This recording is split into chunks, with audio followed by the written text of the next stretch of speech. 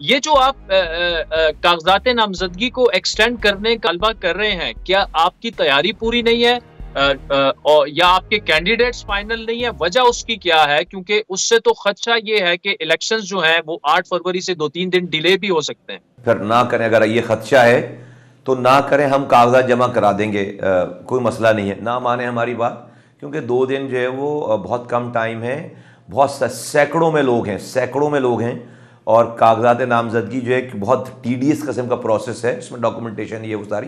तो but anyway ना करें जमा, कोई मसला नहीं, हम तो करा लेंगे।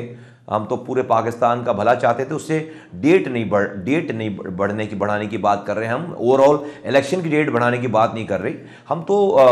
कागजात नामजदगी की डेट की बात करें, जो कि it's not a big deal. हो सकता है इलेक्शन कमीशन खुद ही बढ़ा दे, जैसे कि 2 दिन बहुत कम थे। ना बढ़ाएं, हमें ठीक। हमें कोई बिल्कुल हमें मसला नहीं है फिर। मुस्ताद साहब, जो हल्का बंदियों पर आपको एतराजात थे और आपने कुछ लोगों के उनको हटवाने का भी मुतालबा किया, एक तो क्या जो हल्का बंदियां, चूंकि वो तो सुप्रीम कोर्ट ने मामला ही खत्म कर दिया कि जब शेड्यूल आ गया तो हल्का बंदियों को फिर कंटेस्ट ना करें, सीधा इलेक्शंस में जाएं, बाद में देखा जाएगा। हल्का बंदियों पर आपके एतराजात इस वक्त कहाँ पे स्टैंड करते हैं, और क्या आप मुतमईन हैं आप हल्का बंदियों से? वो सॉर्ट आउट हो गया था? आपकी मुलाकातें भी काफी हुई, इस्लामाबाद में भी दो दो दफा आपका वफ्द आया।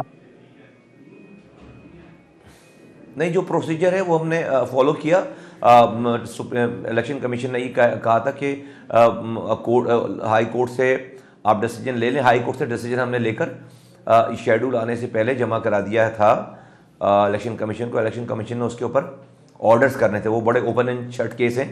अगर ये ऑर्डर्स नहीं करेंगे जो हमें हाई कोर्ट ने डायरेक्शंस दिए हैं, तो ये हल्का बंदियाँ ठीक नहीं होंगी। और फिर इस इलेक्शन को आप फेयर एंड फ्री ना कहें फिर।